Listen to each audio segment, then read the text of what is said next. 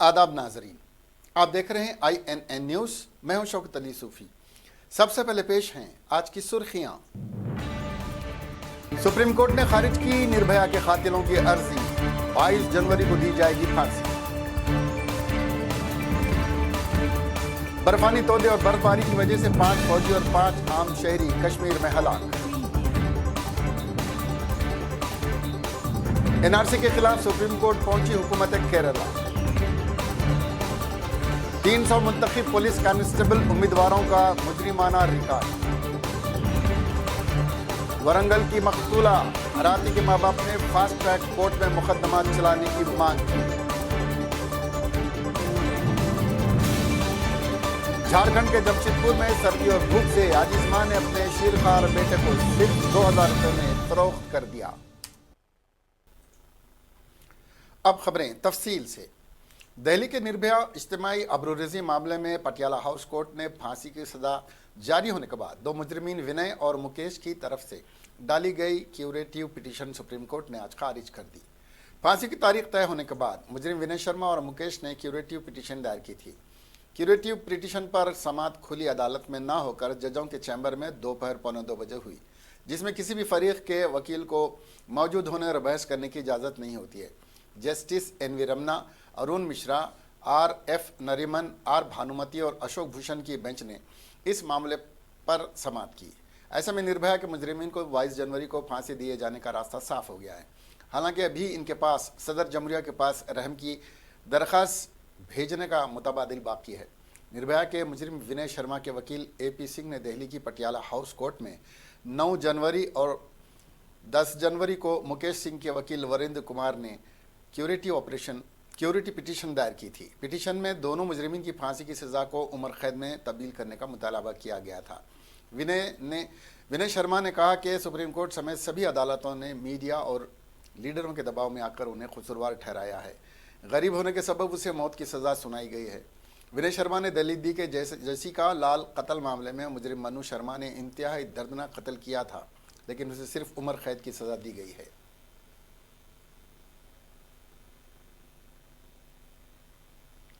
वादी कश्मीर में बर्फानी तोदे गिरने के 3 अलग अलग वाक़यात में 5 फौजी एहलकारों समेत कम से कम 10 अफराद जाँ बहक हो गए हैं।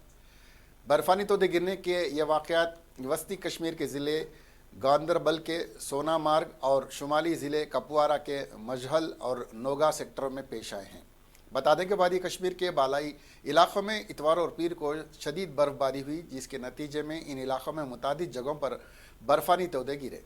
सरकारी ज़राए ने बताया कि ज़िले कपवारा में लाइन ऑफ कंट्रोल के मजहल सेक्टर में मंगल के रोज़ फ़ौज की एक चौकी भारी भरकम बर्फ़ तोदे की जद में आ गई, जिसके नतीजे में 4 फौजी एहलकार जहां बहक हो गए हैं। उन्होंने कहा कि बर्फानी तोदा गिरने से इस वाक़े में एक फ़ौजी एहलकार लापता हो गया, जिसको बचा लिया गया है। ज़राए ने बताया कि इसी ज़िले के नौगाम सेक्टर में भी BSF की एक चौकी बर्फानी तोदे की जद में आ गई, जिसके नतीजे में एक एहलकार की मौत वाक़ हो गई। उन्होंने मजीद कहा कि दीगर कुछ जगहों पर भी बर्फानी तोदे गिराए हैं, जहां बचाव ऑपरेशन जारी हैं। कबलजी ज़िले गांदरबल के सोनामर्ग इलाके में मंगल को बर्फानी तोदा गिरने की एक हलाकत खेज़ वाक़े में 5 अफराद जाँ बहक हुए। गुज़िश्ता हफ्ते जम्मू खत्ते के ज़िले पूंछ में LOC पर बर्फानी तोदे गिरने के एक वाक़े में एक आर्मी पोर्टर जहां बहक हुआ था, जबकि दीगर 3 को बचा लिया गया था।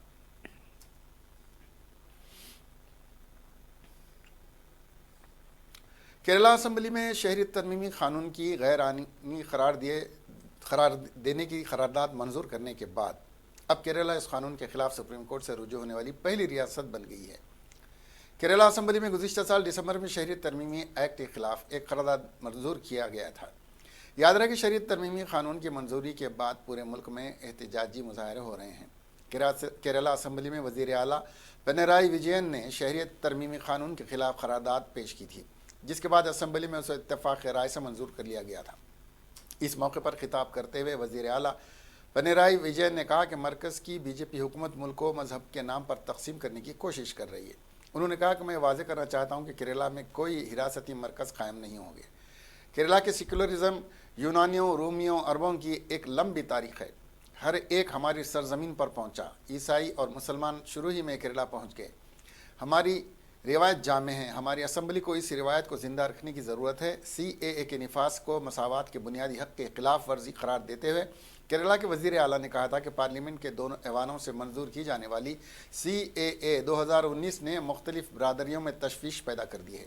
इसके खिलाफ रियासत भर में भी शदीद एहतजाज किया गया है। केरला में आम तौर पर CAA के खिलाफ पुरअमन और बगैर जद्दोजहद की गई है।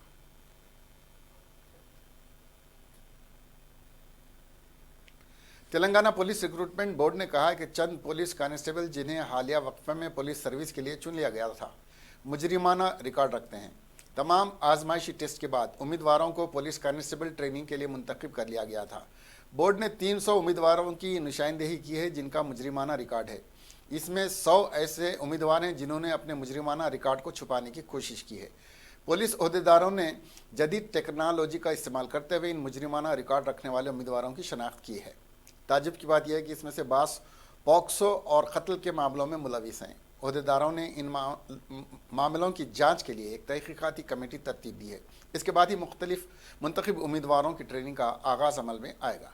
तेलंगाना पुलिस रिक्रूटमेंट बोर्ड ने 17,000 कांस्टेबल की जायदादों पर नोटिफिकेशन जारी किया था, जिसमें 13,373 मर्द और 2,652 खवातीन की भर्ती के लिए तहरीर और जिस्मानी टेस्ट रखा गया था और उन्हें मुंतखब करार दिया गया था।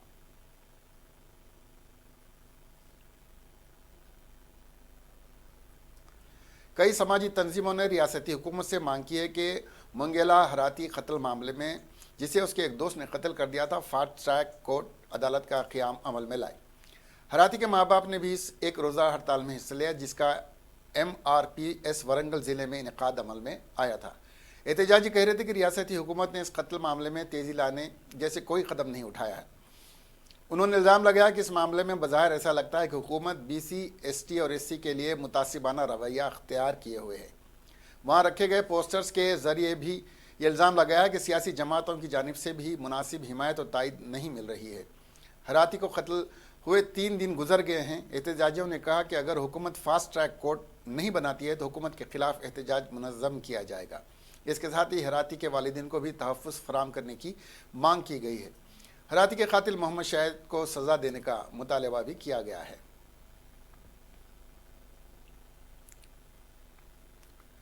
झारखंड के जमशेदपुर ज़िले में इंसानियत को शर्मसार करने वाले मामला सामने आया है। यहाँ टाटा नगर स्टेशन के अहाते में एक खातून ने मंगल को 2,000 रुपये में अपने 2 माह के मासूम बच्चे को फ़रोख्त किया। भीख मांगकर गुजारा करने वाली इस खातून ने बताया कि अगर बच्चे को नहीं बचाती तो वो भूख और सर्दी से मर जाती। टाटा नगर स्टेशन के बाहर चाय पान की दुकान लगाने वालों में यह वाक़या मंगल को दिन भर मौज़े बहस रहा। चश्मदीद लोगों के मुताबिक स्कूटी पर 3 लोग, लड़का लड़की और अधेड़ उम्र आए थे। बुकिंग सेंटर के पीछे पहले से बैठी एक औरत स्टेशन सफाई एहलकार की ड्रेस में उधेड़ खातून ने बैग से निकाल कर स्वेटर दिया जिसे इसने बच्चे को पहनाया। बच्चे की मां के हाथ पर कुछ रखने के बाद तीनों बच्चे को लेकर चले गए। इस औरत के पास करीब 3 साल की बच्ची भी है। दोनों माँ बेटी बस के इंतज़ार में खड़े मुसाफिरों से भीख मांग कर अपना गुजारा करती हैं। बच्चा फ़रोख्त की इत्तला पाकर रेलवे एहलकारों इसके पास पहुँचे और इससे पूछगछ की। उसने बताया कि अगर अपने बच्चों को नहीं बेचती तो वह सर्दी और भूख से मर जाता। उसने कहा कि इसका और कोई नहीं है, वो कहाँ की रहने वाली है, ये बात उसने नहीं बताई है।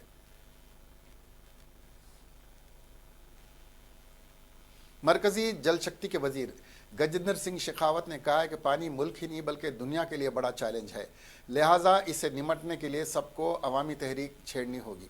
मिस्टर शेखावत ने आज यहाँ सहाफ़ियों को बताया कि मुल्क में 18% आबादी के लिए सिर्फ 4% पानी दस्तियाब है, जो इंतहाई तशवीशनाक है। ये बड़ा चैलेंज है जिससे निमटने के लिए इज्तिमाई कोशिशें करना होंगी।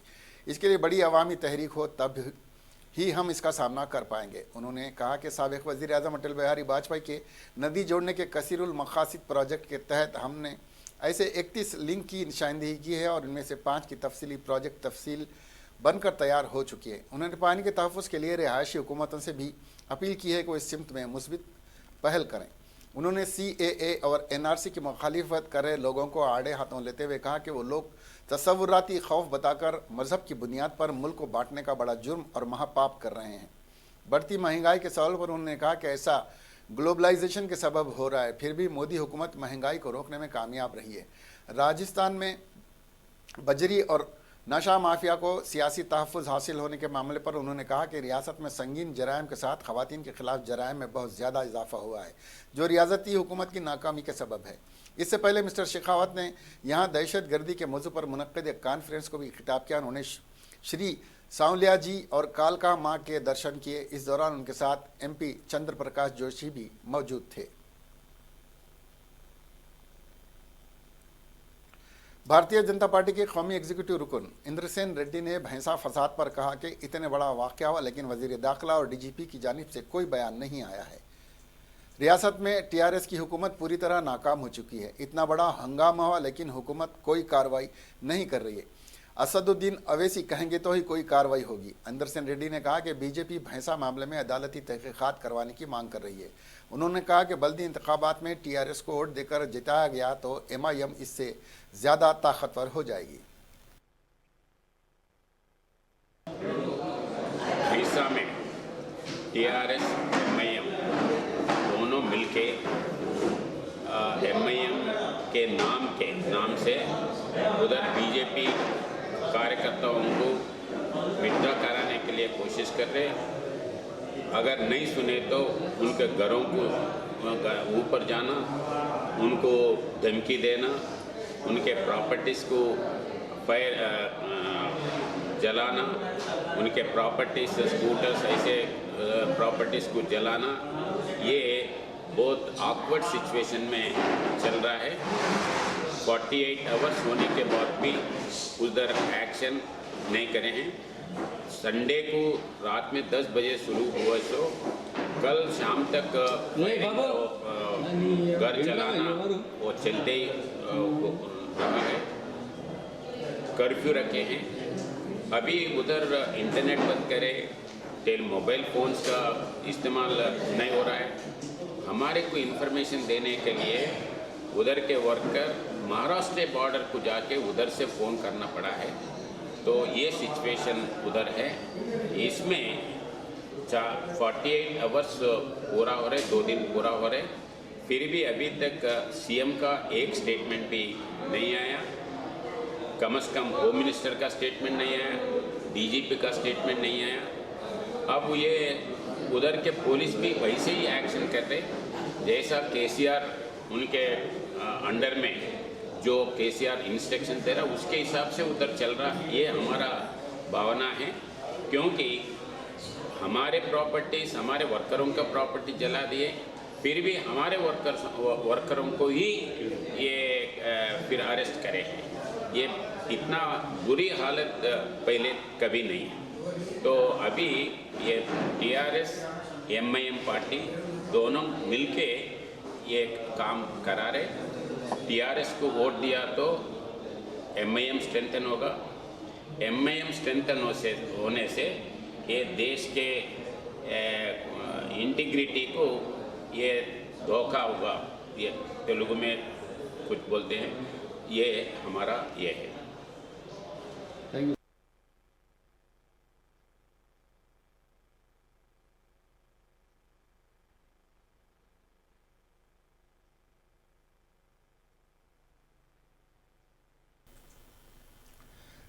अजमेर शरीफ दरगाह के दीवान सैयद ज़ैनुल आबिदीन अली ख़ान ने पाक मकबूजा कश्मीर यानी पाकिस्तान के कब्ज़े वाले कश्मीर से मुताल्लिक़ एक बड़ा बयान दिया है जो सोशल मीडिया पर काफ़ी वायरल हो रहा है। दरअसल पाक मकबूजा कश्मीर पर हिंदुस्तान फ़ौजी सरबराह MM निरवाने के ज़रिए एक बयान दिया गया था, जिसमें कहा गया था कि अगर हिदायत मिली तो पाकिस्तान के ख़िलाफ़ सख्त कार्रवाई करेंगे। इसी बयान का इस्तकबाल करते हुए अजमेर शरीफ के दीवान ने बयान देते हुए हुकूमत हिंद से अपील की है कि पाकिस्तानी कब्ज़े वाले कश्मीर के हिंदुस्तान में ज़म करने के लिए जो भी मुनासिब कदम हो वो ज़रूर उठाएं और हिंदुस्तानी फ़ौज को इस ताल्लुक़ से ज़रूरी हिदायत भी दी जाए। सोशल मीडिया पर सैयद ज़ैनुल आबिदीन अली ख़ान का इस बयान पर मबनी वीडियो वायरल हो रहा है। वीडियो में वो कहते नज़र आ रहे हैं कि हर ज़ात और पंथ से कोई हिंदुस्तानी फ़ौज के साथ खड़ा है। एक मकबूजा कश्मीर हमेशा से ही हिंदुस्तान का हिस्सा रहा है, यहाँ तक कि 1948 से लेकर अभी तक भी और मुस्तकबिल में भी ये हिंदुस्तान का ही हिस्सा रहेगा। वाज़ह है कि जनरल निरवाने के ज़रिए हफ्ते के रोज़ कहा गया था कि अगर पार्लियामेंट चाहे तो हिंदुस्तानी फ़ौज पाकिस्तान के कब्ज़े वाले कश्मीर को हिंदुस्तान में मिलाने के लिए पूरी तरह से तैयार है। इसके बाद अजमेर शरीफ के दरगाह के दीवान ने आज ये इतवार को ये बयान दिया जो पीर के रोज़ खूब वायरल हुआ है।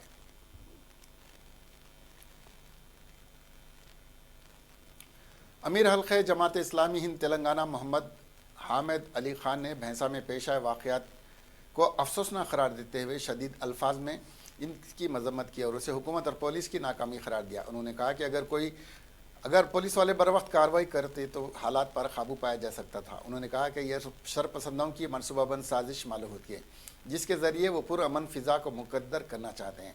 अमीर हल्का मोहम्मद हामिद अली ख़ान ने कहा अशरार ने न सिर्फ पुलिस की मौजूदगी में बल्कि हंगामाराई की और मुसलमानों के मकानों पर हमला किया बल्कि मसाजिद को भी नुकसान बनाया और कुरान मजीद की बेहुरमती की, जानबाजों को नजरियातिश किया और ये सब शहर में पुलिस की बड़ी तादाद में तैनाती के बाद हुआ है जो काबिल अफसोस है। मौलाना ने मजीद कहा कि मुकामी रुकन पार्लियामेंट स्वयं बापू राव की जानिब से इश्तियाल अंगेज़ बयानात दिए जाने के बाद माहौल कशीदा हुआ और मनसूबाबंद अंदाज में अशरार ने यह कार्रवाई अंजाम दी। दूसरी तरफ पुलिस ने अपने घरों की हिफाजत के लिए बाहर निकलने वाले निहत्थे लोगों पर लाठीचार्ज किया और आंसू गैस शेल बरसाए। अमीर हल्क़े तेलंगाना मौलाना मोहम्मद हामिद अली ख़ान ने तेलंगाना के वज़ीर आला जनाब के चंद्रशेखर राव से अपील की है कि फौरी तौर पर खातियों के खिलाफ सख्त कार्रवाई की जाए और फौरी तौर पर अमन बहाल किया जाए। साथ ही ज़ख्मियों के बेहतर इलाज के लिए एक्स ग्रेशिया जारी करे और इमलाक के नुकसान की पाबजाई भी करे और आइंदा इस तरह के वाक़यात को रोकने के लिए अमली इक़दाम भी करे। बल्दी इंतखाबात में टिकट न मिलने से दिल बर्दाश्ता टीआरएस उम्मीदवारों ने खुद पर गैस का तेल डालकर खुदकशी करने की कोशिश की क्योंकि उसे उम्मीद थी कि टीआरएस से उसे टिकट मिलेगा, लेकिन पार्टी ने उसे टिकट नहीं दिया जिस पर इसने मेडचल चौराहे पर खुदकशी करने की कोशिश की। विजय नामी शख्स को इस तरह खुदकशी करने से रोका गया। इसी तरह ज़िले मेदक में साबिक़ काउंसलर जी ज्योति के काविद ने भी दिल बर्दाश्ता होकर खुद पर पेट्रोल डालकर खुदकशी करने की कोशिश की क्योंकि कृष्णा का नाम भी उम्मीदवारों की फहरिस्त में शामिल नहीं था। उसने मुकामी एमएलए के कैंप ऑफिस में इक़दाम खुदकशी किया। इसी तरह अब्दुल रहीम नामी टीआरएस क़ायद सूर्यापेट के वार्ड नंबर 39 से टिकट चाहता था। जब टिकट नहीं मिला तो फांसी लेकर खुदकशी करना चाहता था जिसे पार्टी के सीनियर कैदीन ने समझा बुझाकर खुदकशी से बाज रखा।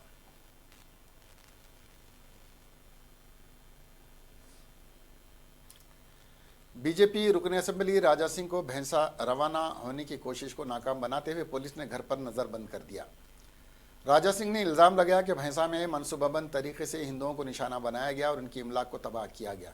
उन्होंने कहा कि फसादज़दा इलाक़ों में टीआरएस और मजलिस के लीडर्स को जाने की इजाज़त दी गई लेकिन मुझे रोका जा रहा है और मेरे घर पर पुलिस तैनात कर दी गई है।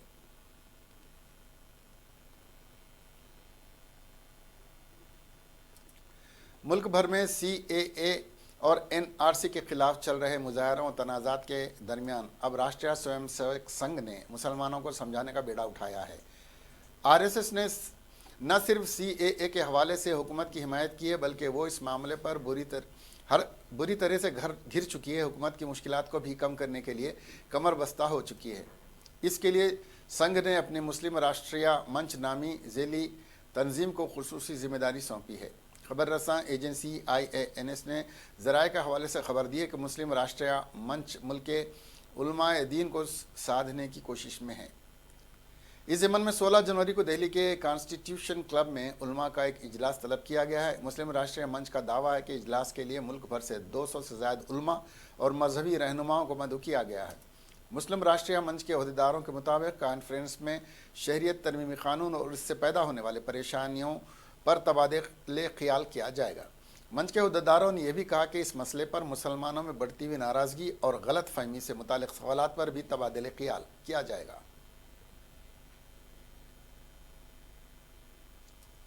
भीम आर्मी सरबराह चंद्रशेखर आज़ाद की ज़मानत से मुताल्लिक़ दिल्ली के 30 हज़ारी कोर्ट में एक अहम समाअत हुई जिसमें अदालत ने दिल्ली पुलिस को ज़बरदस्त फिटकार लगाई। मंगल के रोज़ हुए इस समाअत में दिल्ली पुलिस की जानिब से पेश वकीलों के दलाइल पर सख्त तबसरा करते हुए अदालत ने कहा कि अब तो इस तरह बर्ताव कर रहे हैं जैसे जामे मस्जिद पाकिस्तान में हो। दरअसल दिल्ली पुलिस के वकील ने मजहबी मुकाम के बाहर मुजाहरा को लेकर सवाल उठाया था जिस पर 30 हज़ारी कोर्ट ने दिल्ली पुलिस को डांट लगाई। अदालत ने यह भी कहा कि लोग कहीं भी पुरअमन मुजाहरा कर सकते हैं। जामे मस्जिद पाकिस्तान में नहीं है, वैसे पाकिस्तान में भी पुरअमन मुजाहरे होते हैं। दरअसल ये पूरा मामला दरियागंज तशद्दुद से जुड़ा हुआ है जिसके बाद भीम आर्मी सरबराह चंद्रशेखर आज़ाद को हिरासत में ले लिया गया था। मामले की समाअत के दौरान दिल्ली पुलिस की तरफ से पेश सरकारी वकील ने चंद्रशेखर आज़ाद पर काबिल एतराज़ बयान देने का भी इल्ज़ाम आयद किया। इस इल्ज़ाम पर अदालत ने दिल्ली पुलिस से सवाल किया कि किस तरह के बयान दिए गए हैं और आपने अब तक क्या कार्रवाई की। सवाल के जवाब में सरकारी वकील ने अदालत से कहा कि मैं आपको वो कानून दिखाना चाहता हूं जो मजहबी इदारों के बाहर मुजाहरे पर रोक की बात करता है। इस पर 30 हज़ारी कोर्ट के जज ने दिल्ली पुलिस से कहा कि क्या आपको लगता है कि हमारी दिल्ली पुलिस इतनी पसमानदा है कि इनके पास कोई रिकॉर्ड नहीं है। छोटे मामलों में दिल्ली पुलिस ने सबूत दर्ज किए हैं, लेकिन इस वाक़े में ऐसा क्यों नहीं। इस समाअत के दौरान चंद्रशेखर की तरफ से पेश वकील महमूद पराचा ने दिल्ली पुलिस की जानिब से पेश करदा दलाइल को मुस्तरद कर दिया। उन्होंने कहा कि चंद्रशेखर ने ऐसा कोई काबिल एतराज़ बयान नहीं दिया जिसका तस्करा किया जा रहा है। महमूद पराचा ने कहा कि वो सिर्फ शहरियत कानून और NRC को लेकर अपना एहतजाज जारी करा रहे थे। दोनों तरफ की दलीलें सुनने के बाद अदालत ने मामले की समाअत आइंदा बुध तक मुलतवी कर दी है।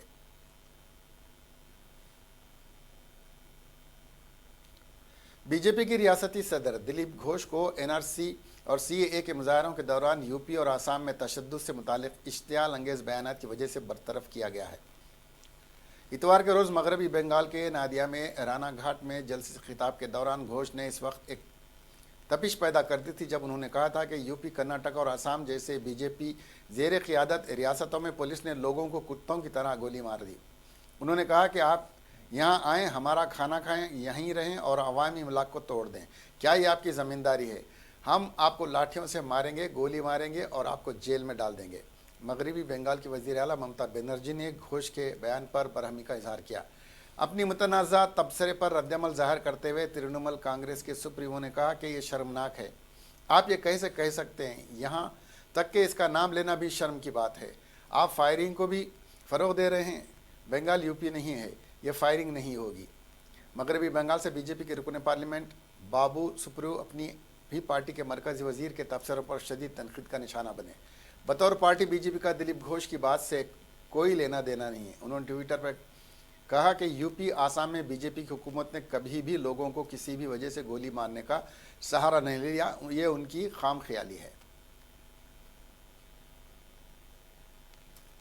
बीजेपी ने अपने जिन वज़रा और अरकान असम्बली को शहरियती तरमीमी कानून CAA और कौमी शहरी रजिस्टर NRC के बारे में बेदारी मुहिम चलाने की जिम्मेदारी सौंपी है। उन्होंने खुद CAA और NRC के बारे में तफसीली मालूमात नहीं है। उत्तर प्रदेश के चित्रकूट में गुज़िश्ता दिन कुछ देखने को जो मिला वो CAA और NRC के खिलाफ चल रहा है। मुजाहरों और तनाज़ात के दरमियान अब राष्ट्रीय स्वयं सेवक संघ ने मुसलमानों को समझाने का बीड़ा उठाया है। RSS न सिर्फ CAA के हवाले से मुल्क की हिमायत की है, बल्कि इसमें उस मामले पर बुरी तरह से घिर चुकी हुकूमत को मुश्किलात का भी कम करने के लिए कमर बस्ता हो चुकी है। इसके लिए संघ ने अपने मुस्लिम राष्ट्रीय मंच नामी ज़ेली तंजीम को खुसूसी जिम्मेदारी सौंपी है।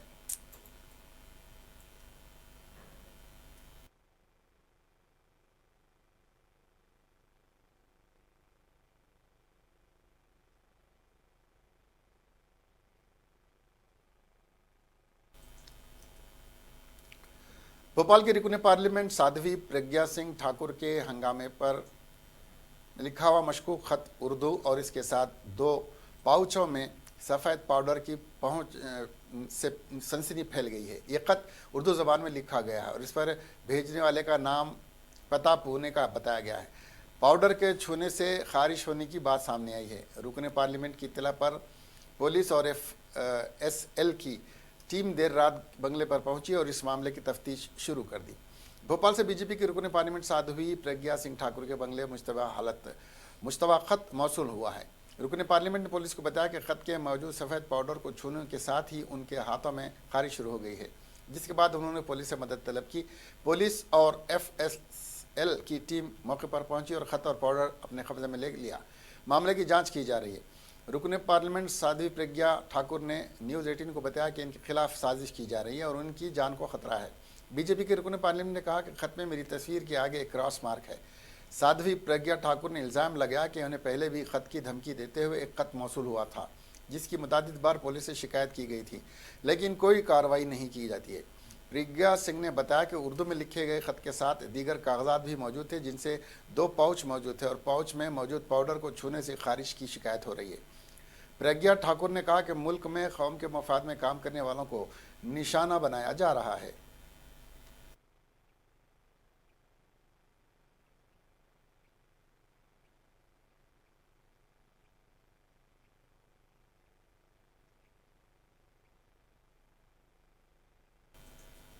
साबिक़ मरकज़ी वज़ीर यशवंत सिन्हा ने ऐलान किया कि जब मरकज़ी हुकूमत ने शहरियत तरमीमी क़ानून से दस्तबरी का ऐलान किया, उस वक्त वो गांधी शांति यात्रा बंद कर देंगे। वादे के जुमेरात के रोज़ नेशनलिस्ट कांग्रेस पार्टी के सदर शरद पवार ने यशवंत सिन्हा के जरिए चलाए जाने वाले 21 रोज़ा तवील मुंबई दिल्ली गांधी शांति यात्रा को परचम दिखाकर रवाना किया था। यात्रा महाराष्ट्र, गुजरात, राजस्थान, उत्तर प्रदेश से सिन्हा ए और शहरियों के कौमी रजिस्टर, किसानों की हालतदार, ख़वातीन पर मज़ालिम, नौजवानों और तलबा के मामलात वगैरह के मुज़मिरात के ख़िलाफ़ मुहिम चलाएंगे और शौर बेदारी करेंगे। इस तकरीब में वंचित बहुजन आघाड़ी सदर प्रकाश अम्बेडकर, कांग्रेस के सीनियर कायदीन जैसे शत्रुघ्न सिन्हा, पृथ्वीराज चौहान, आशीष देशमुख, एकनाथ गायकवाड़, रियासती वज़ीर नवाब मलिक और तमाम जमातों के कारकुनों की एक बड़ी तादाद ने शिरकत की। इस हुकूमत का आवाम की बात सुनने का इम्कान नहीं है, लेकिन ये एक सियासी जद्दोजहद है और उसे सिर्फ सियासी सतह पर लड़ना चाहिए। अम्बेडकर ने कहा कि मैं यशवंत सिन्हा के मुल्क के अवाम के लिए गांधी शांति यात्रा पर जाने के लिए इस जुर्रतमंदाना फैसले पर मुबारकबाद देता हूँ। बिहार के बीजेपी रुकन असम्बली सच्चिदानंद राय ने बिहार के वज़ीर आला नीतीश कुमार के इस बयान की पुरजोर तनकीद की है, जिसमें उन्होंने कहा था कि एनआरसी सिर्फ आसाम के लिए था और वो पूरे हिंदुस्तान में नाफिज होने नहीं जा रहा है। बीजेपी रुकन असम्बली ने कहा कि एनआरसी पूरे मुल्क में नाफिज होगा। नीतीश जी इसके खिलाफ बोले या कोई और कहे, एनआरसी नाफिज होगा। सच्चिदानंद राय ने शहरियत कानून पर बहस की बात कही, जाने पर भी नीतीश कुमार को तनकीद का निशाना बनाया। उन्होंने कहा कि नीतीश कुमार पीके की ज़बान बोल रहे हैं।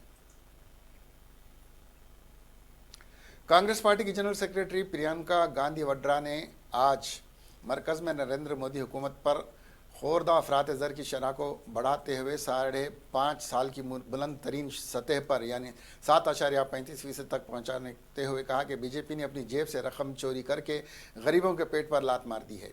एक ट्वीट में प्रियंका गांधी, जो मशरक़ी उत्तर प्रदेश की इंचार्ज भी हैं, उन्होंने कहा कि सब्जियों और खाने पीने की अशिया की कीमतें आम आदमी की दस्तरस से बाहर हैं।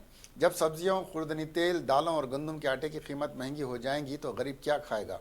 और कसाद बाजारी की वजह से लोगों को काम तक नहीं मिल रहा है। लोगों की जेब से रकम चोरी करने के बाद बीजेपी हुकूमत ने अब इनके पेट पर लात मारी है।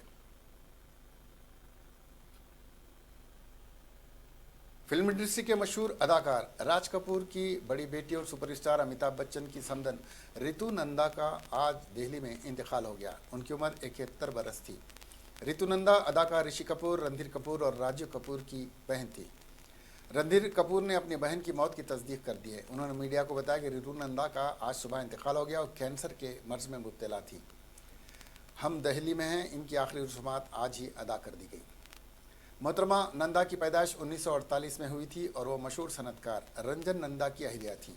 उनके बेटे निखिल नंदा की शादी अमिताभ बच्चन की बेटी श्वेता बच्चन से हुई थी। उन्हें 2013 में कैंसर का पता लगा था। उनका इलाज अमेरिका में भी किया गया था, लेकिन आज सुबह वो इससे जांबर ना हो सकी। आखिर में सुर्खियां एक बार फिर। सुप्रीम कोर्ट ने खारिज की निर्भया के कातिलों की अर्जी, 22 जनवरी को दी जाएगी फांसी। बर्फानी तोदे और बर्फबारी की वजह से 5 फौजी और 5 आम शहरी कश्मीर में हलाक। एनआरसी के खिलाफ सुप्रीम कोर्ट पहुंची हुकूमत केरला। 300 मुंतखब पुलिस कांस्टेबल उम्मीदवारों का मुजरिमाना रिकॉर्ड। वरंगल की मकतूला हराती के माँ बाप ने फास्ट ट्रैक कोर्ट में मुकदमा चलाने की मांग की।